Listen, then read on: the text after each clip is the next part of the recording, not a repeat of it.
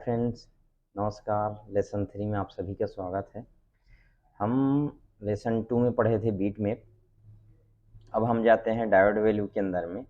Diode value के अंदर में हमारा ऑप्शन दिया है 4। एक तो दिया है कनेक्टर का, आईसी का, आईसी ऑन बोर्ड का और इनपुट आउटपुट वोल्टेज। अब हम इस चारों को क्लियर करेंगे कि इसके अंदर में ये कौन कौन सा सेक्शन क्या क्या काम के लिए दिया गए हैं।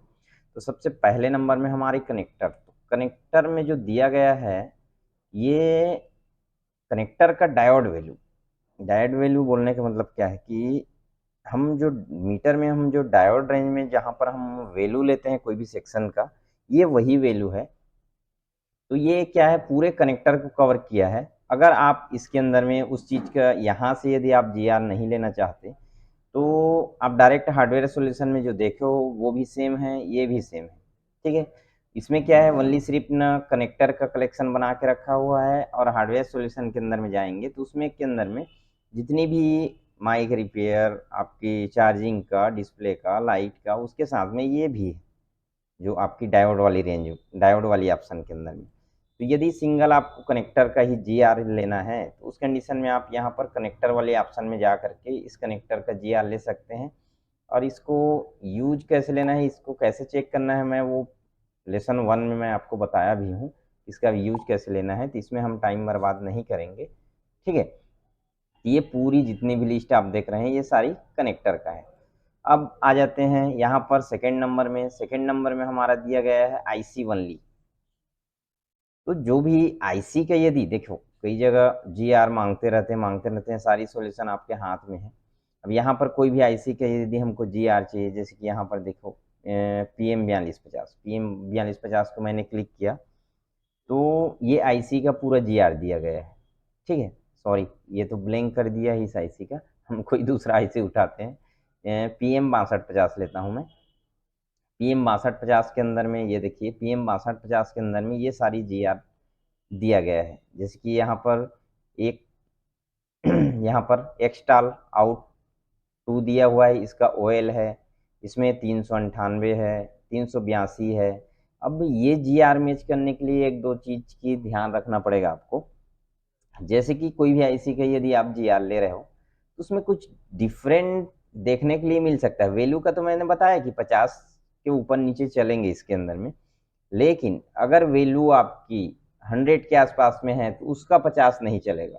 400 प्लस मतलब 500 के, 400 से 500 के अंदर की जी आर जो है उसमें आप 50 का अप डाउन चला सकते हो। लेकिन यदि 100 है तो 100 का 50 अप डाउन नहीं चला सकते, वो बहुत फर्क पड़ जाता है। ठीक, पहला चीज। दूसरा क्या है, जैसे कि हमारे पास में एक ले लेता हूँ एग्जाम्पल 4, मैं 8937 का यहाँ पर ओपन करता हूँ। अब 8937 के अंदर में ये हमारी 8937 की आईसी है। ठीक है, PM8937।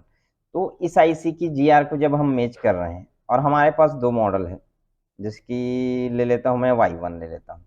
Y1 और Y1 लाइट, Y1 और Y1 लाइट में फ़र्क क्या चीज़ का है? तो फिंगरप्रिंट का फ़र्क है। हमारे पीछे में फिंगरप्रिंट दिया है एक में और एक में नहीं दिया है। तो पावर आईसी के अंदर में फिंगरप्रिंट की जितनी वर्किंग वाली पिन है उस पिन को विदाउट फिंगरप्रिंट वाले में एनसी रहेगा। तो वहां पर आपकी जी आर फर्क पड़ जाएगा। बस आपको याद रखना है कि उस लाइन में, उस सेट के अंदर में उस लाइन का यूज लिया है कि नहीं लिया है। ठीक है, उसको आपको ये तालमेल को आपको बराबर निकाल करके आपको चेक करने पड़ेंगे। तो ये पूरी आईसी का जी आर है, इसके अंदर में सबका अलग अलग है। मैंने तभी ओनली पावर आईसी का निकाला था, यहाँ पर चार्जर आईसी का है। ठीक है, इतना सारा चार्जर का है। ये हमारी आईडियो आईसी का है, ये चिपसेट सीपीयू का है। ठीक है, और डिस्प्ले आईसी का है, इंटरनल स्टोरेज का है, एलसीडी लाइट का अलग से है। ठीक है, एनएफसी, मतलब जितने भी हैं यहाँ पर देखिए, आरएफआईसी का भी दिया हुआ है पूरा। ठीक है, आरएफआईसी मतलब आपकी डब्ल्यूटीआर जो ट्रांसीवर होती है। ठीक है, वो सारी का जीआर दिया है, वाईफाई का दिया है। तो वो आईसी का जीआर बाहर ढूंढते हो ना, तो यहाँ पर भी आपको आईसी के जीआर मिल जाएंगे। बस देखना कि कोई पिन गलत ना हो, उसकी वजह से आपका दिन पूरा ऐसे ही चलते रहेगा। उस पिन की डिटेल दूसरे से भी मैच कर लें, क्या पता उस पिन के साथ में उतना नंबर वाले पिन में वो सेम लाइन है कि नहीं है। ठीक है, तो जी आर क्या है, जी आर एक इम्पोर्टेंट सॉल्यूशन होता है। यदि हमको कुछ भी चीज़ ट्रेसिंग हमारा फेल हो जाता है उस कंडीशन में हमारे जी आर काम आता है। ठीक है, तो जी आर लेना मतलब डायोड वैल्यू से हमको जी आर लेना होता है। ठीक है जी, ये रहा हमारी आईसी का। उसके बाद में नेक्स्ट आते हैं हम, मैं सबको पहले काट देता हूँ यहाँ पर नेक्स्ट में आता हूँ, ये हमारी कुछ इम्पोर्टेंट चीज़ है। यहाँ पर हमको बहुत सारे चीज़ मिलने वाले हैं। यहाँ पर क्या चीज़ है, यहाँ पर लिखा हुआ है आईसी ऑन बोर्ड।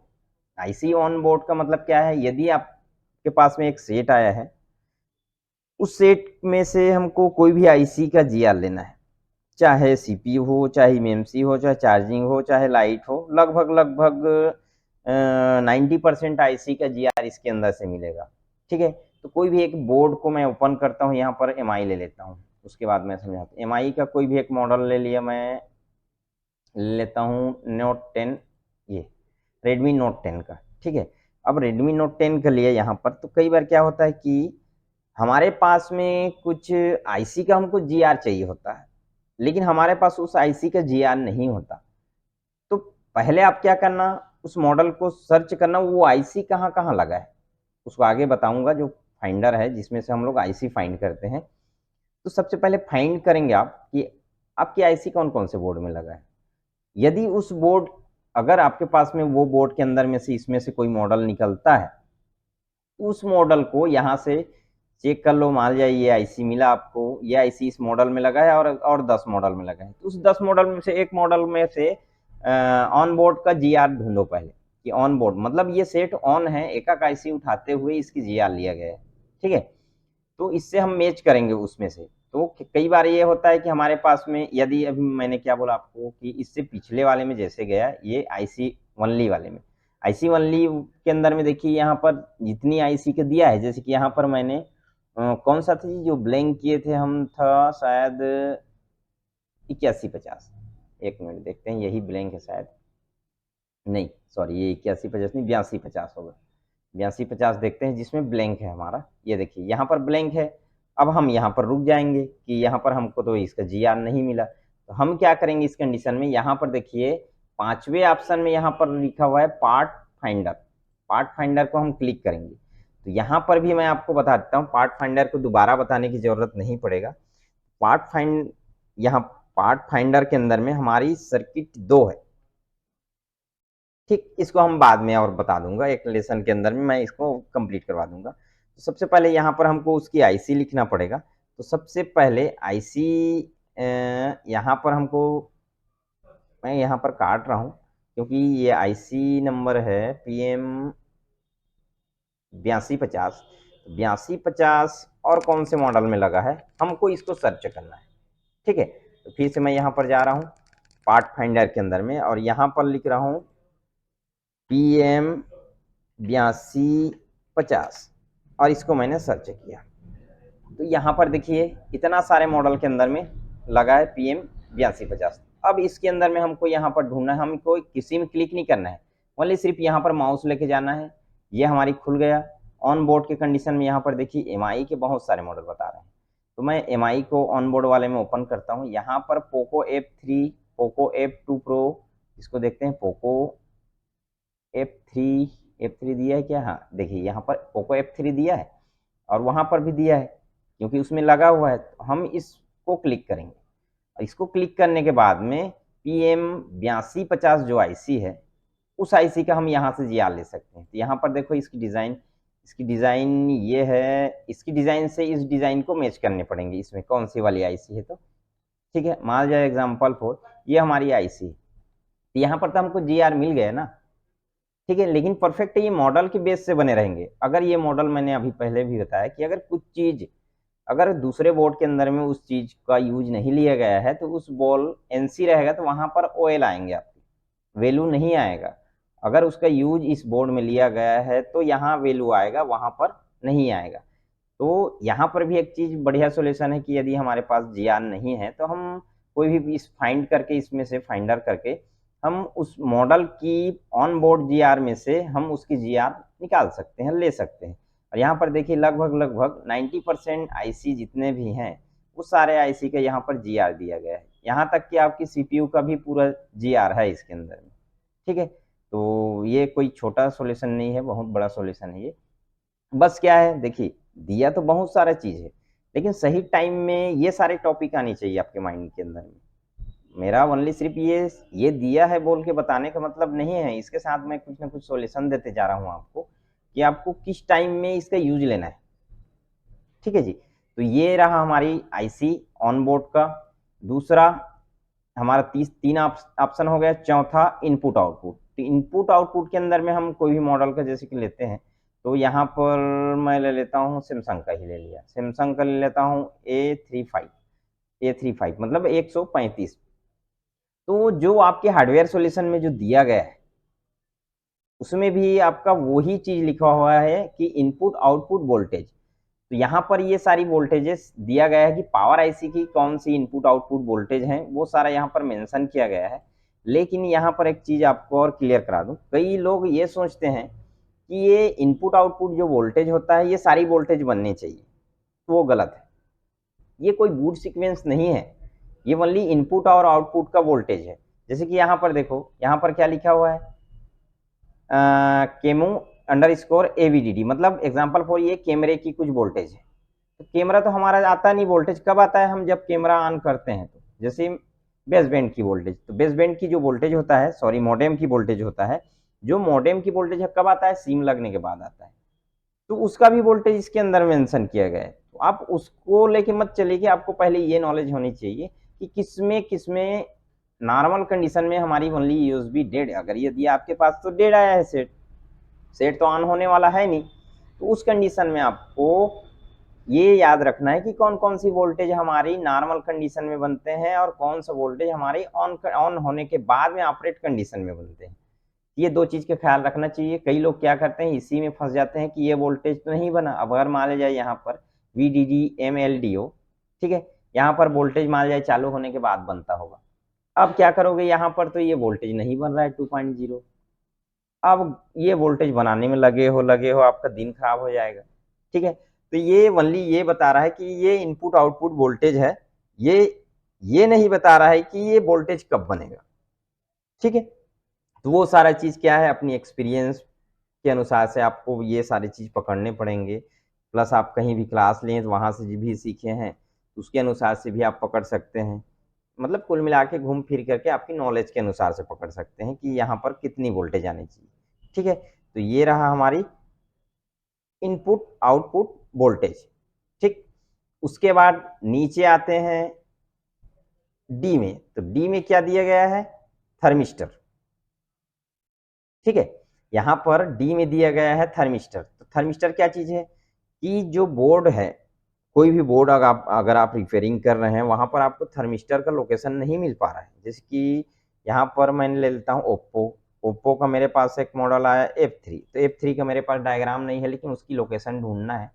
तो इन लोगों ने उसकी लोकेशन को ढूंढ करके क्लियर किए हैं। जैसे कि मान लीजिए अभी की डेट में क्या हो रहा है, सबसे ज्यादा हैंग ऑन लोगों का जो प्रॉब्लम आ रहा है, वो सबसे ज्यादा नेटवर्क वाली थर्मिस्टर से आ रहा है।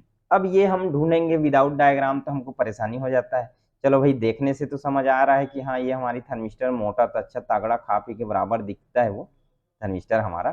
ठीक है। तो यहाँ पर पहचान लेंगे, लेकिन कोई अदर सेक्शन के अंदर में थर्मिस्टर जैसे कि ढूंढना होगा तो वहां पर हम फंस जाएंगे।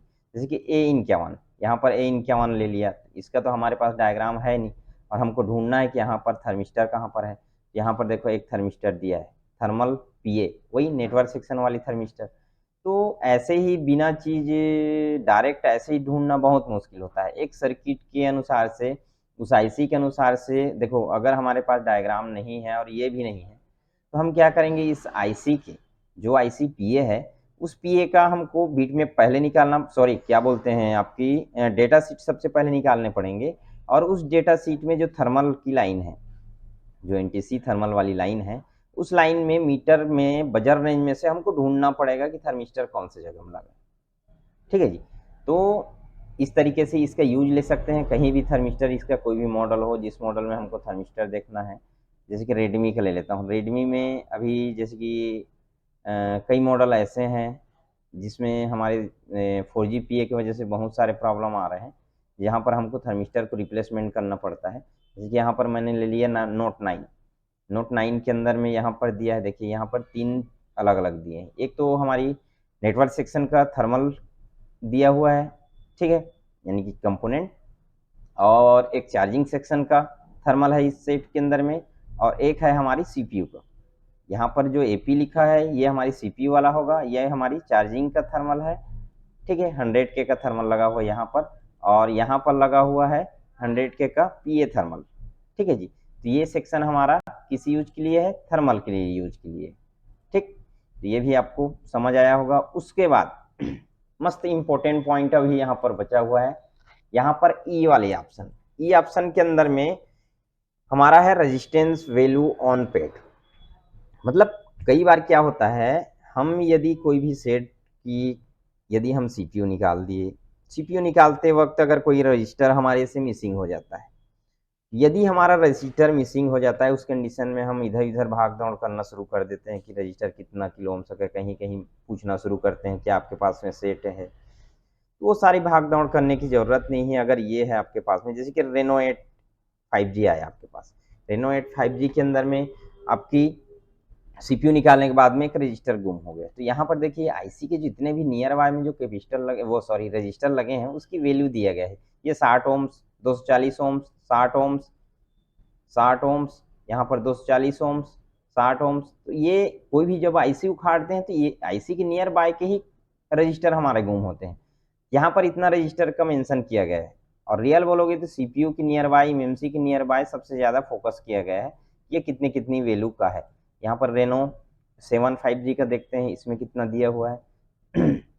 यहाँ पर बहुत सारे कंपोनेंट का है, देखिए ऐसे कि नियर बाय यहाँ पर एक मिला 1K 0 ओम्स, तो 0 ओम्स यहाँ दिया है, तो हम तो चलो यहाँ पर हम शॉर्ट करके लगा सकते हैं।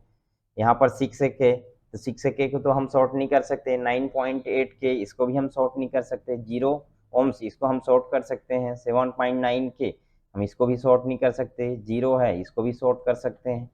यहाँ पर 2K का 2 रजिस्टर है, 100K का एक रजिस्टर है, 10K का। तो ये क्या होता है, कभी काल हम आईसी निकालते हैं, उस कंडीशन में गुम हो जाता है, या फिर इस रजिस्टर कुछ ऐसा हो गया, जाली निकालते समय टूट गया, तो वो क्या है, उस कंडीशन में ये आपकी यूजफुल आएगा और बहुत काम की चीज़ है, ठीक है। क्योंकि सबसे ज़्यादा कोई कंपोनेंट अगर गुम हो गया और उसकी डायग्राम हमारे पास नहीं है, तब हम ये सारे सर्किट में हम फंस जाते हैं।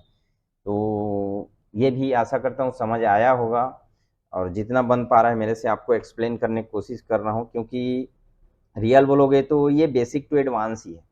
मैं इसके अंदर में बेसिक भी बताने की कोशिश कर रहा हूँ, और इसके अंदर में थोड़ा बहुत एडवांस भी बताने की कोशिश कर रहा हूँ, ताकि आपको समझ आए। क्योंकि मैं फिर से वही चीज़ बोल रहा हूँ कि कई लड़के ऐसे भी हैं जो लोग ऑलरेडी बोनो 1 साल से यूज कर रहे हैं, लेकिन only for hardware solution he use कर रहे हैं। तो उनके लिए मेरे ये सारे लेसन अगर आप देखोगे तो बहुत सारा आपको सॉल्यूशन मिल सकता है, ये मेरे को लगता है, ठीक है। क्योंकि एडवांस जो लड़के हैं उनके लिए तो ज़रूरत नहीं है, क्योंकि वो ऑलरेडी ये सारे सेक्शन के ऊपर में काम करते हैं। जो बेसिक लड़के हैं उन्हीं के लिए ज़्यादातर यूजफुल होगा, ठीक है। तो चलिए मिलते हैं नेक्स्ट वीडियो के साथ में, लेसन 4 के साथ, ठीक है। Thank you.